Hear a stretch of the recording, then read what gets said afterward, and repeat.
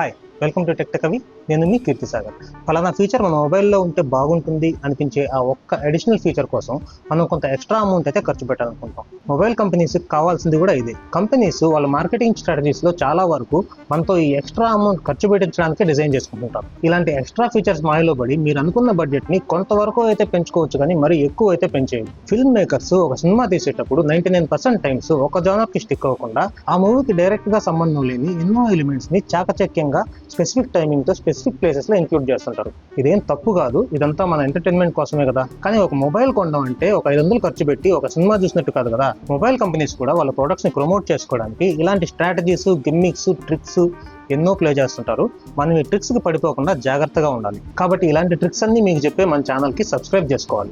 ఒక మొబైల్లో 4GB RAM plus 4GB virtual RAM మొత్తం 8GB ర్యామ్ ఉందని చెప్తారు. మీరు ఒక మంచి గేమ్ డౌన్లోడ్ చేసుకోవాలనుకుంటారు. ఆ గేమ్ మీ మొబైల్లో డౌన్లోడ్ చేసుకోవాలనుకుంటే మీ మొబైల్ రిక్వైర్మెంట్స్ లో మినిమం 6GB ర్యామ్ అవసరం అవుతుంది. మన మొబైల్లో 8GB ర్యామ్ ఉంది కదా అని దాన్ని డౌన్లోడ్ చేసుకోవాలనుకుంటే మన మొబైల్ ఆ గేమ్ అయితే సపోర్ట్ చేయదు. ఈ 4GB ఎక్స్ట్రా వర్చువల్ ర్యామ్ అనేది రియల్ టైంలో ఎలాంటి యాప్స్ ని రన్ చేయడానికి ఉపయోగపడదు. మీరు మల్టిపుల్ యాప్స్ ఓపెన్ చేస్తున్నప్పుడు బ్యాక్గ్రౌండ్ లో ఉన్న యాప్స్ ని ఈ వర్చువల్ ర్యామ్ లో స్టోర్ చేసుకుని మీకు అవసరమైనప్పుడు ఓపెన్ చేస్తుంది అనమాట.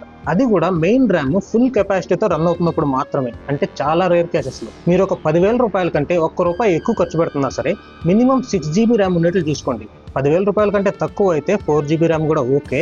అలాగే 15,000 రూపీస్ కంటే ఎక్కువ అయితే మాత్రం మినిమం 8GB ర్యామ్ ఉండేట్లు చూసుకోండి. అది కూడా వర్చువల్ ర్యామ్ తో కలిపి కాదు, కేవలం మెయిన్ ర్యామ్ మాత్రమే. అలాగే ప్రాసెసర్స్, బ్రైట్నెస్ విషయంలో కూడా మొబైల్ కంపెనీస్ ఎన్నో విషయాలు చెప్తుంటాయి. వీటి విషయంలో కూడా జాగ్రత్తగా ఉండాలి. మొబైల్ కంపెనీస్ చెప్పే విచిత్రమైన నంబర్లన్నీ చూసి కన్ఫ్యూజ్ అవ్వద్దు. ఫర్ ఎగ్జాంపుల్, కొన్ని ప్రాసెసర్లు పేర్లు మార్చి రిలీజ్ చేస్తుంటారు.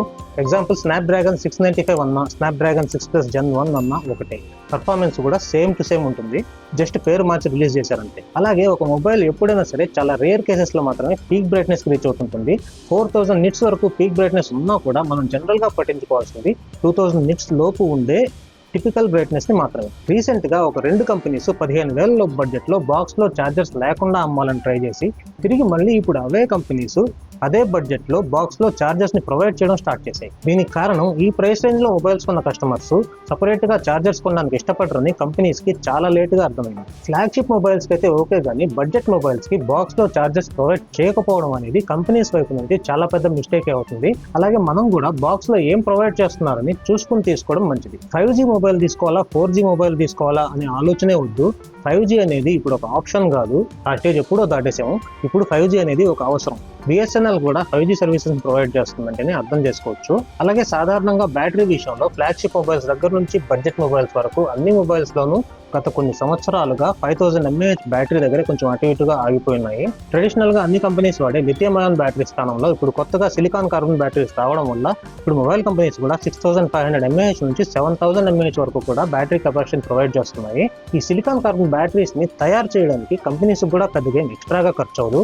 కాబట్టి ఈ టైప్ ఆఫ్ బ్యాటరీస్ అన్ని బడ్జెట్స్ లోనూ అవైలబుల్ గా వచ్చే ఛాన్స్ అయితే ఉంది. ఈ బ్యాటరీస్ ఛార్జింగ్ ఎక్కడానికి కూడా తక్కువ టైమే పడుతుంది.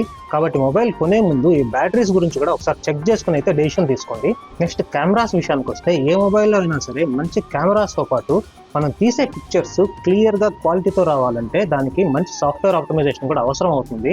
కాబట్టి ఈ విషయంలో డెసిషన్ తీసుకునేటప్పుడు మొబైల్ రివ్యూస్ కాకుండా కంపారిజన్ వీడియోస్ చూసి డెసిషన్ అయితే తీసుకోండి. అలాగే గేమింగ్ విషయంలో మీరు కొంచెం ఎక్కువ అమౌంట్ పెట్టి ఒక మంచి మొబైల్ తీసుకోవాలనుకుంటున్నట్లయితే అందులో మంచి ప్రాసెసర్ తో పాటు వేపర్ ఛాంబర్ కూలింగ్ సిస్టమ్ కూడా ఉన్నట్లు చూసి తీసుకోండి. గేమింగ్ విషయంలో 120Hz రిఫ్రెష్ రేట్ తో పాటు మీరు కర్వ్డ్ డిస్ప్లే తీసుకోవాలనుకుంటున్నట్లయితే అన్వాంటెడ్ టచెస్ ని అవాయిడ్ చేయడానికి లేటెస్ట్ గా వస్తున్న micro quad curved display technology ఉన్న మొబైల్ అయితే సెలెక్ట్ చేసుకోండి. మొబైల్ కొనుక్కున్న తర్వాత అనవసరంగా అవుట్డేటెడ్ మొబైల్ కొనేసామనే ఫీలింగ్ మనకు కలగకుండా ఉండాలంటే మొబైల్స్ గురించి మనకు ఎంతో కొంత అవగాహన ఉండాలి.